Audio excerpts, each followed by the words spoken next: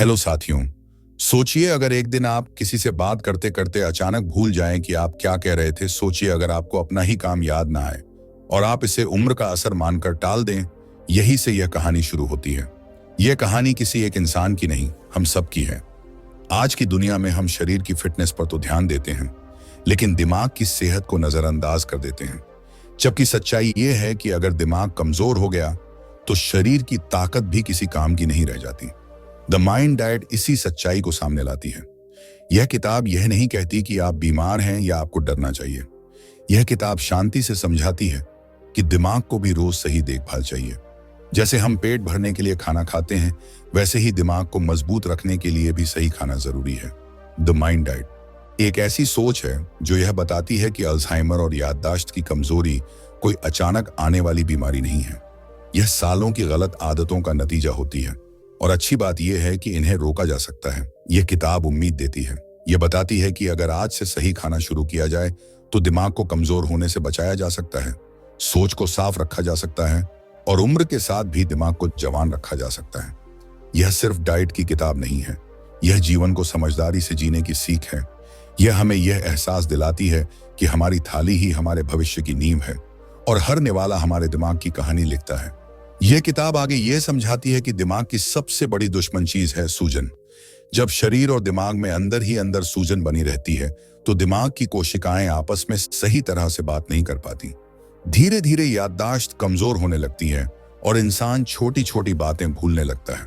The mind diet का पूरा focus इसी सूजन को कम करने पर है। लेखक बताती हैं कि हरी पत्तेदार सब्जियां जैसे पालक, मेथी, सरसों और सलाद के पत्ते दिमाग के लिए बहुत फायदेमंद होते हैं, क्योंकि इनमें ऐसे तत्व होते हैं जो दिमाग की सफाई करते हैं और उसे धीरे बूढ़ा होने से बचाते हैं। अगर इंसान हफ्ते में कई बार हरी सब्जियां खाता है तो उसके दिमाग पर उम्र का असर कम पड़ता है। इसके बाद किताब फल की बात करती है। खासकर बेरी जैसे फल दिमाग के लिए बहुत जरूरी बताए गए हैं, क्योंकि ये याददाश्त को तेज करते हैं और दिमाग की थकान को कम करते हैं। लेखक कहती हैं कि यह फल दिमाग को अंदर से मजबूत बनाते हैं और सीखने की ताकत बढ़ाते हैं। किताब आगे समझाती है कि नट्स और बीज जैसे अखरोट, बादाम और अलसी दिमाग के लिए बहुत जरूरी होते हैं। इनमें अच्छे फैट होते हैं जो दिमाग की नसों को मजबूत करते हैं। अगर इंसान थोड़ी मात्रा में रोज इन्हें खाए तो दिमाग लंबे समय तक सही काम करता रहता है। इसके बाद लेखक बीन्स और दालों की बात करती हैं। यह खाना धीरे धीरे पचता है, जिससे दिमाग को लगातार ऊर्जा मिलती रहती है। इससे ध्यान केंद्रित करने में मदद मिलती है और दिमाग जल्दी थकता नहीं है। किताब यह भी बताती है कि साबुत अनाज क्यों जरूरी है। सफेद आटा और ज्यादा पॉलिश किया हुआ चावल दिमाग को नुकसान पहुंचा सकता है, जबकि ब्राउन चावल, ओट्स और बाजरा जैसे अनाज दिमाग को स्थिर और शांत रखते हैं। द माइंड डाइट यह समझाने की कोशिश करती है कि दिमाग की सेहत एक दिन में नहीं बिगड़ती और एक दिन में ठीक भी नहीं होती। यह रोज के छोटे छोटे फैसलों से बनती और बिगड़ती है। इसलिए हर दिन थोड़ा बेहतर खाना दिमाग के लिए सबसे बड़ा तोहफा है। यह किताब आगे यह साफ करती है कि दिमाग की सेहत सिर्फ खाने से ही नहीं, बल्कि खाने की आदत से भी जुड़ी होती है। अगर इंसान सही चीज भी गलत समय पर या गलत तरीके से खाता है तो दिमाग को पूरा फायदा नहीं मिल पाता।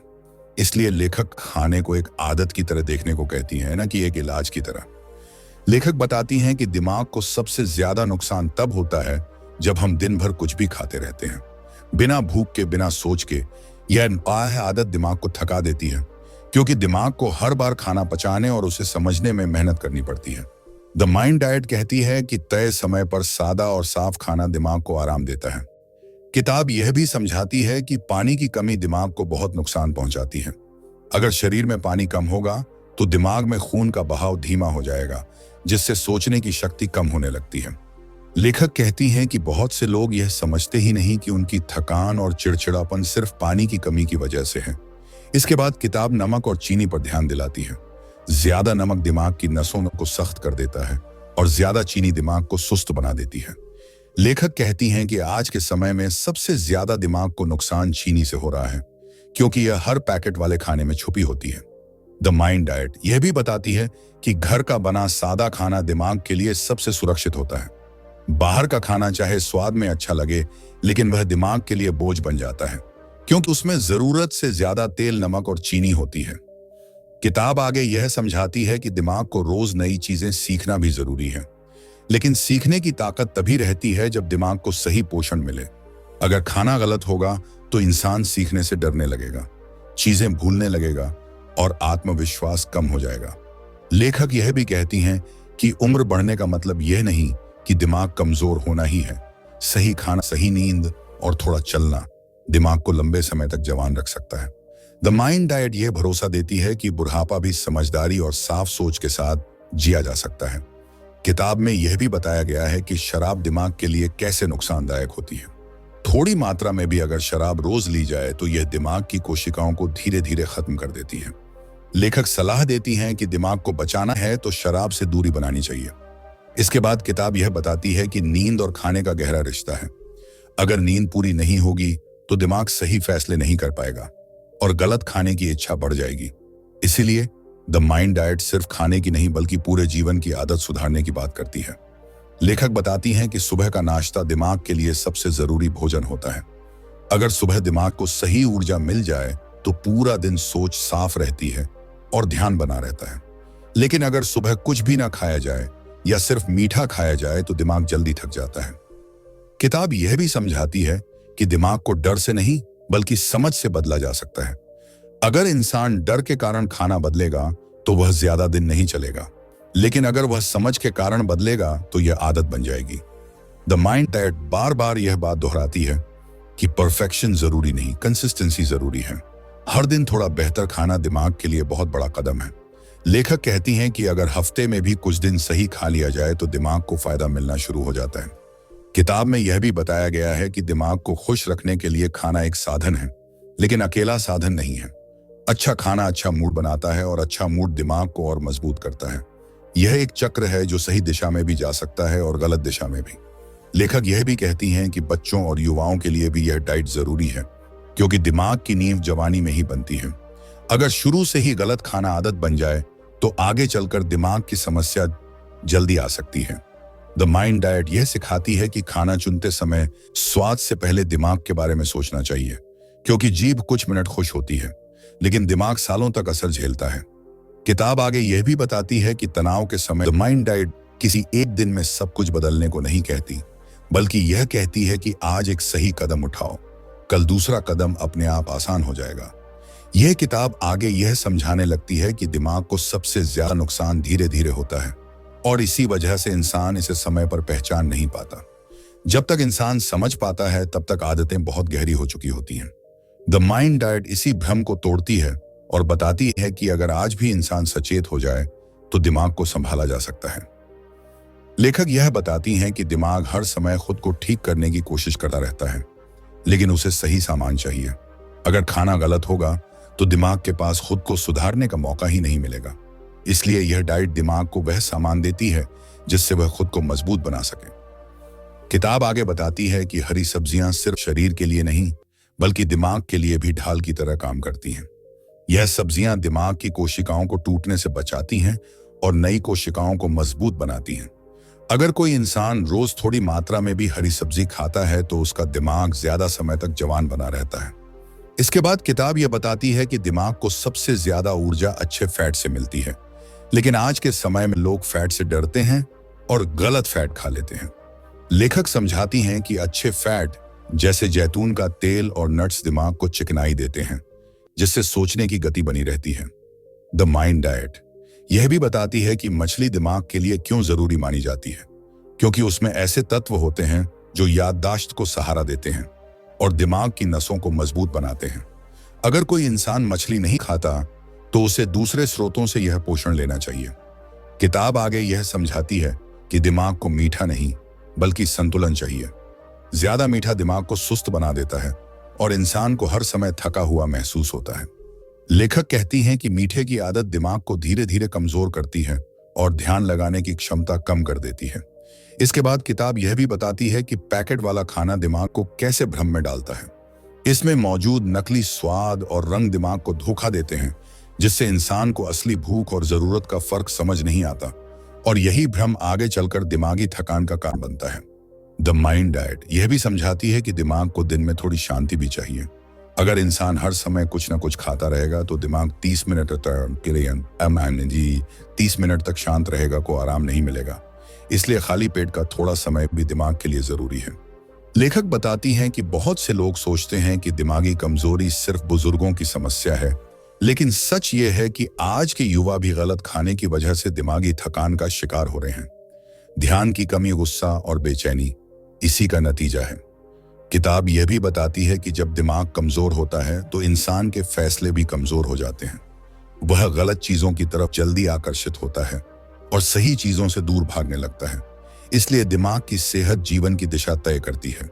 द माइंड डाइट आगे यह बताती है कि घर का बना खाना सिर्फ पेट नहीं भरता, बल्कि दिमाग को सुरक्षा का एहसास भी देता है। यह सुरक्षा दिमाग को शांत रखती है और तनाव कम करती है। लेखक यह भी कहती हैं कि अगर कोई इंसान एक साथ सब कुछ बदलने की कोशिश करेगा तो वह थक जाएगा। इसलिए डाइट को धीरे धीरे अपनाने की सलाह दी जाती है। पहले एक आदत बदलिए, फिर दूसरी आदत अपने आप आसान हो जाएगी। किताब आगे यह भी समझाती है कि दिमाग और आंत का गहरा रिश्ता है। अगर पेट ठीक नहीं रहेगा तो दिमाग भी ठीक से काम नहीं करेगा। इसलिए द माइंड डाइट में ऐसा खाना शामिल है जो पेट को भी शांत रखता है। इसके बाद लेखक बताती हैं कि दिमाग को सबसे ज्यादा नुकसान देर रात खाने से होता है। जब शरीर आराम चाहता है तब खाना दिमाग पर बोझ बन जाता है। इसलिए समय पर खाना दिमाग की सेहत के लिए जरूरी है। द माइंड डाइट यह भी बताती है कि खाना खाते समय मन शांत होना चाहिए। अगर गुस्से या तनाव में खाना खाया जाए तो दिमाग उस खाने का सही इस्तेमाल नहीं कर पाता। इसलिए खाने को एक शांत समय की तरह देखना चाहिए। किताब आगे यह भी कहती है कि दिमाग को हर दिन थोड़ी स्थिरता चाहिए। एक ही समय पर खाना और सोना दिमाग को सुरक्षित महसूस कराता है, जिससे उसकी कार्यक्षमता बनी रहती है। लेखक यह भी बताती हैं कि दिमाग को बचाने का मतलब यह नहीं कि जीवन से खुशी निकाल दी जाए, बल्कि सही खाना दिमाग को इतना मजबूत बना देता है कि खुशी ज्यादा गहराई से महसूस होती है। द माइंड डाइट यह भी समझाती है कि जब दिमाग सही पोषण पाता है तो इंसान खुद को ज्यादा नियंत्रण में महसूस करता है। उससे अपने विचारों और भावनाओं पर ज्यादा पकड़ मिलती है। किताब यह भी बताती है कि दिमाग की कमजोरी कई बार चुपचाप आती है, जैसे बार बार चीजें भूलना, नाम याद न रहना या बातों में उलझन होना, और लोग इसे उम्र का असर मानकर नजरअंदाज कर देते हैं। द माइंड डाइट इस नजरअंदाजी को सबसे बड़ा खतरा बताती है और कहती है कि दिमाग की छोटी छोटी चेतावनियों को समय पर समझ लेना ही सबसे बड़ी समझदारी है। लेखक आगे यह भी बताती हैं कि अगर परिवार में किसी को दिमागी बीमारी रही हो तो और भी ज्यादा सावधानी जरूरी है, क्योंकि आदतें पीढ़ी दर पीढ़ी चलती हैं। किताब यह भी समझाती है कि दिमाग को बचाने के लिए सिर्फ खुद नहीं, बल्कि पूरे घर का माहौल बदलना जरूरी होता है, क्योंकि अकेले सही खाना लंबे समय तक निभाना मुश्किल होता है। द माइंड डाइट यह बताती है कि जब पूरा परिवार साथ में सही खाना खाता है तो दिमाग को अपनापन और स्थिरता दोनों मिलते हैं। लेखक यह भी कहती हैं कि खाना बनाते समय अगर ताजे सामान का इस्तेमाल किया जाए तो दिमाग को सबसे ज्यादा फायदा मिलता है। पुराना और बासी खाना दिमाग की ऊर्जा को कमजोर करता है।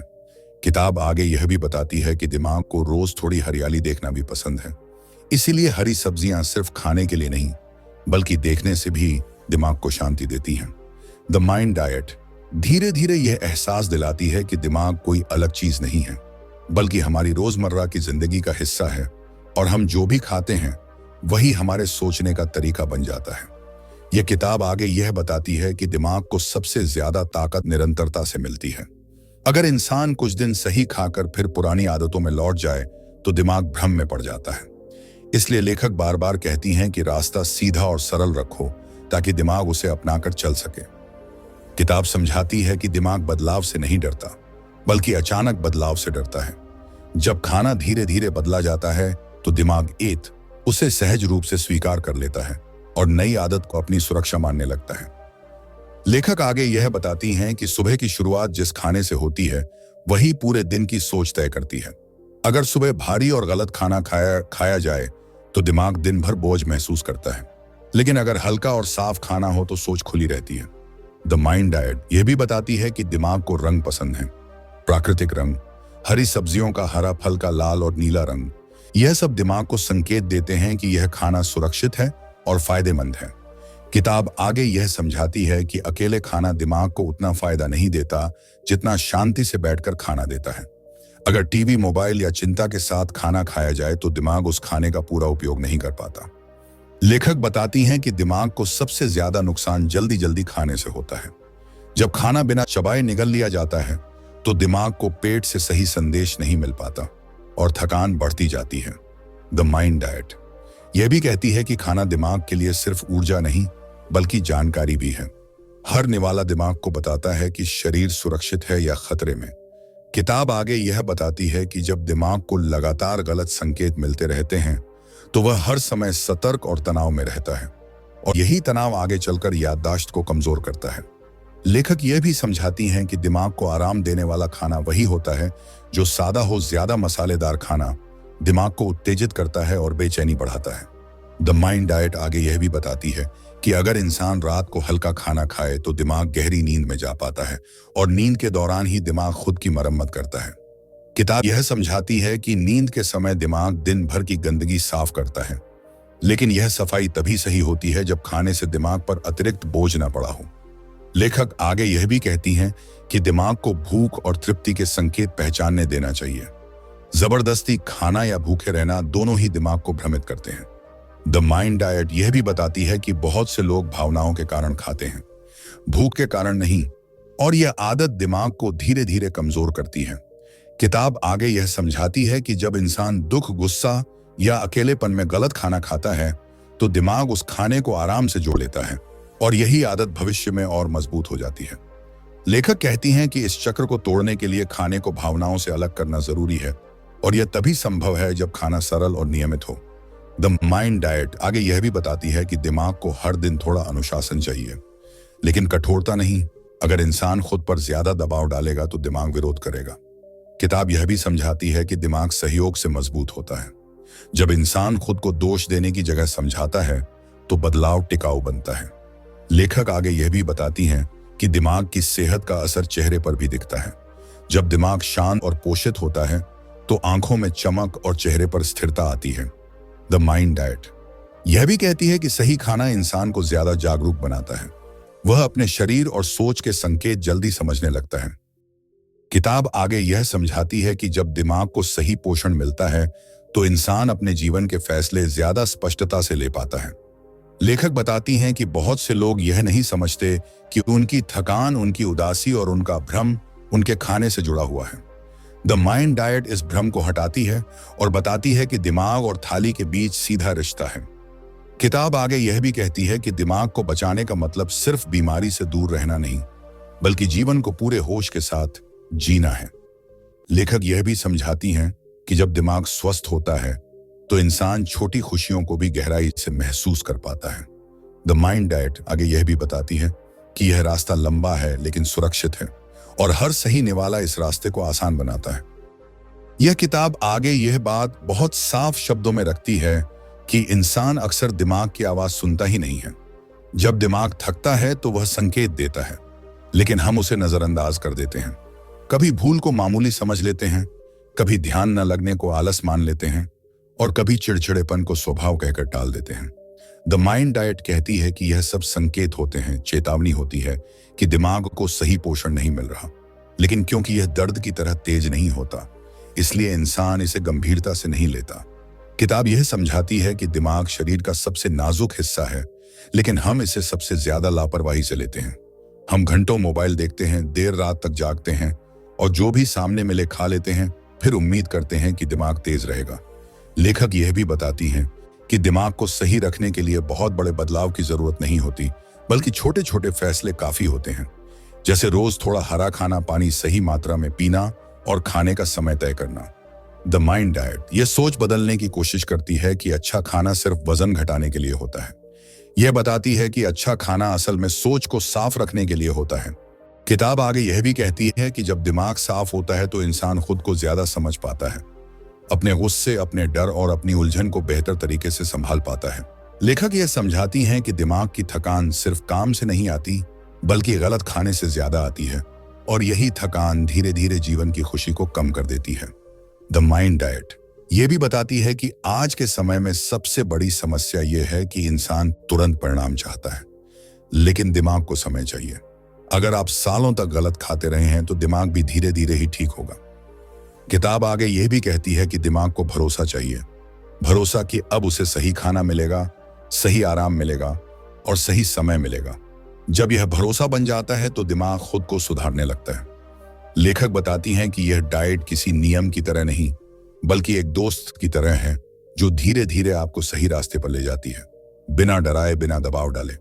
द माइंड डाइट यह एहसास दिलाती है कि दिमाग कोई अलग चीज नहीं है, बल्कि वही हमारी पहचान है, वही हमारे फैसले हैं, वही हमारे रिश्ते हैं और वही हमारा भविष्य है। किताब आगे यह भी कहती है कि अगर दिमाग कमजोर होगा तो पैसा, समय और सफलता भी अधूरी लगेगी, लेकिन अगर दिमाग मजबूत होगा तो साधारण जीवन भी संतोष देगा। लेखक यह समझाती हैं कि यह यात्रा आज से शुरू होती है, किसी कल से नहीं, किसी खास दिन से नहीं, बल्कि उसी थाली से जो आज आपके सामने रखी है। द माइंड डाइट यहीं से अपनी बात को और गहराई में ले जाती है और धीरे धीरे यह सिखाने लगती है कि दिमाग को बचाना कैसे जीवन को बचाने जैसा है। किताब आगे यह समझाती है कि दिमाग को सबसे पहले सुरक्षा का एहसास चाहिए। जब इंसान रोज अलग अलग समय पर अलग अलग चीजें खाता है तो दिमाग को यह समझ नहीं आता कि शरीर सुरक्षित है या नहीं। यही भ्रम दिमाग को अंदर से थका देता है। इसलिए द माइंड डाइट नियमितता पर बहुत जोर देती है। लेखक बताती हैं कि जब खाने का समय तय होता है तो दिमाग शांत रहता है। उसे पता होता है कि ऊर्जा कब मिलेगी और कब आराम मिलेगा। इससे सोच स्थिर रहती है और अनावश्यक बेचैनी कम होती है। किताब यह भी बताती है कि दिमाग को सबसे ज्यादा नुकसान तब होता है जब इंसान भूख और स्वाद में फर्क करना भूल जाता है। बहुत बार हम भूखे नहीं होते, सिर्फ स्वाद चाहते हैं और यही आदत दिमाग को गलत दिशा में ले जाती है। द माइंड डाइट यह सिखाती है कि भूख को पहचानना दिमाग की सेहत का पहला कदम है। जब इंसान सच में भूख लगने पर खाता है तो दिमाग और पेट दोनों संतुलन में रहते हैं।